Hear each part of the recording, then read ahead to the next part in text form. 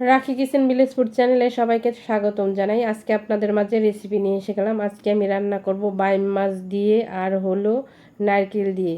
ভিডিওটা সম্পূর্ণ দেখে যাবেন। দেখে ভালো লাগলে অবশ্যই লাইক কমেন্ট শেয়ার করবেন। রাখি কিচেনটা সাবস্ক্রাইব করে নেবেন এরকম নিত্য নতুন ভিডিও পাওয়ার জন্য। এখানে আমি কড়াইতে আগে থাকতে সরিষার তেল দিয়ে দিয়েছি, আর এখানে আমি লবণ, হলুদ, মরিচের গুঁড়ো দিয়ে বাইম মাছটা মাখিয়ে নিলাম।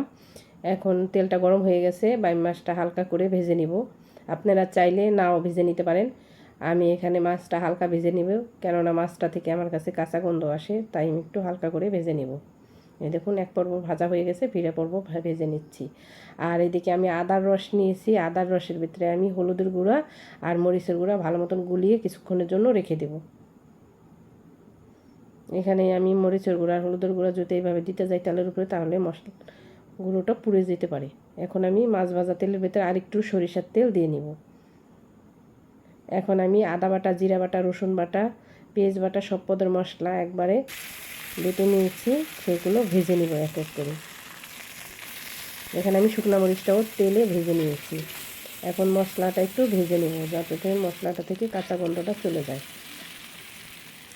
আর এখানে হলুদের গুঁড়া আর মরিচের গুঁড়াটা গুলিয়ে নিয়েছিলাম আদার রস দিয়ে, সেটা আমি ভালো মতন দিয়ে দিলাম। এখন ভালো মতন মশলাটা কষিয়ে নেব। আর আমি নারকেল বেটে নিয়েছি, নারকেলও দিয়ে দিব। আর এখানে আমি লবণ দিয়ে দিলাম পরিমাণ মতন। এখন মশলাটা এইভাবে কষিয়ে নিব। এখন এই নারকেল বাটাটা দিয়ে দিব। আর মাছ এই যে আমি ভেজে নিয়েছি বাইম মাছ, নারকেল বাটাটা দিয়ে ভালো মতন কষিয়ে নেব।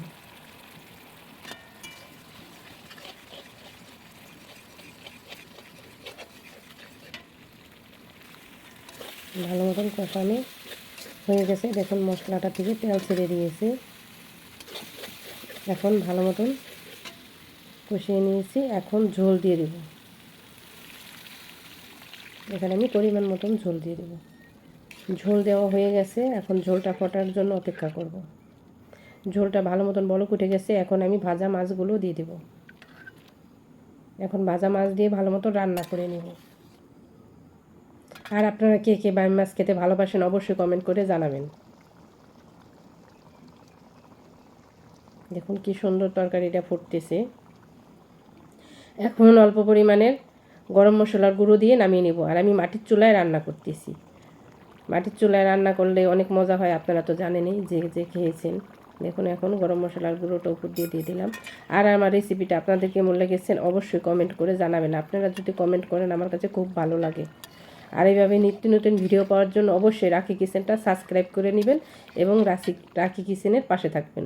অসংখ্য ধন্যবাদ ভিডিওটা দেখার জন্য।